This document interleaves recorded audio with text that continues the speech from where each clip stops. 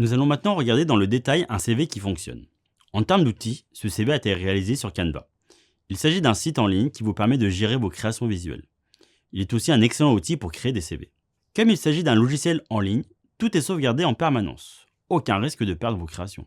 Mais surtout, il vous propose des centaines de modèles de CV qui vous permettent de créer des documents graphiquement réussis, même quand on n'y connaît pas grand-chose. Évidemment, il demande un peu de prise en main, mais rien de très compliqué. Surtout quand on sait déjà manipuler des outils comme PowerPoint. À noter qu'il existe une version payante, mais qui ne nous intéressera pas dans le cadre de la création d'un CV. Il vous donne accès à plus de templates graphiques, mais honnêtement, vous avez largement de quoi faire en version gratuite. Le reste des outils étant surtout utiles pour les entreprises. Visuellement, notez que le CV a été travaillé pour lui donner une vraie hiérarchie de lecture. En premier, le titre, puis le bloc de mise en avant de gauche, dont j'ai fait le focus dans une vidéo précédente, puis les deux expériences principales de Marine. C'est d'autant plus pertinent dans ce cas, car Marine a connu plusieurs reconversions radicales. Et nous pouvons ainsi attirer le regard vers les compétences qui la mettent en valeur pour son objectif. Le parcours dans son ensemble est indispensable, mais c'est surtout ces deux dernières expériences qui comptent. L'utilisation des couleurs est importante et participe à la mise en avant des informations clés. Mais elle doit être maîtrisée. Utilisez une ou deux couleurs maximum afin de garder une harmonie globale. La tendance est aux couleurs pastel, apaisantes, des couleurs qui ne seront pas trop agressives. Respectez cela afin de renvoyer une image moderne. Si vous n'êtes pas à l'aise avec l'harmonie des couleurs, vous pouvez toujours vous rendre sur le site colorhunt.co qui propose des palettes de couleurs tendances et complémentaires. Employez des codes graphiques pour mettre en avant des éléments, mais n'en abusez pas. Mettre des mots en gras doit être utilisé avec parcimonie. Par définition, si tout est mis en avant, plus rien ne l'est vraiment.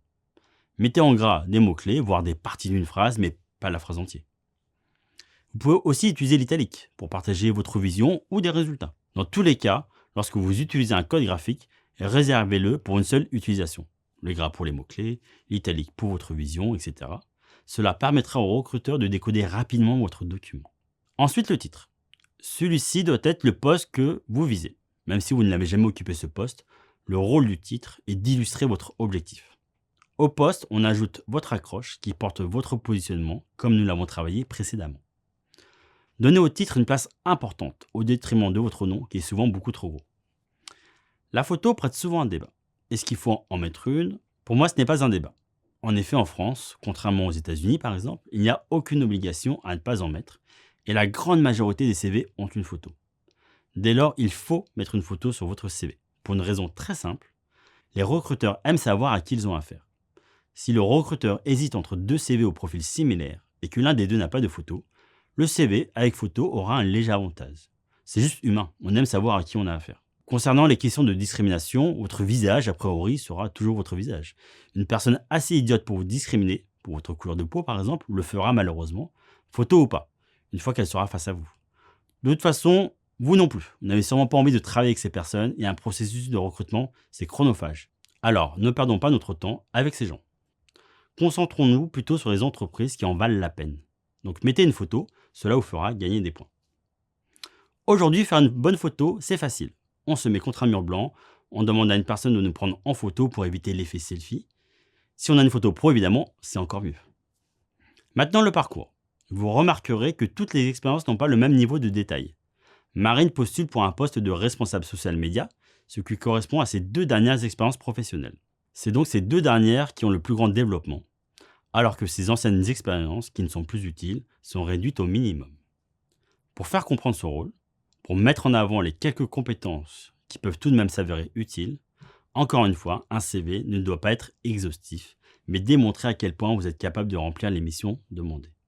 Enfin, vous pouvez mettre en avant quelques exemples et ou des résultats qui viendront prouver vos qualités. Toujours dans cette logique d'appuyer plus fortement vos points forts.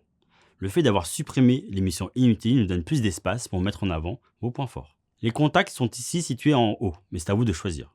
Rassurez-vous, un recruteur qui a envie de vous contacter saura le faire.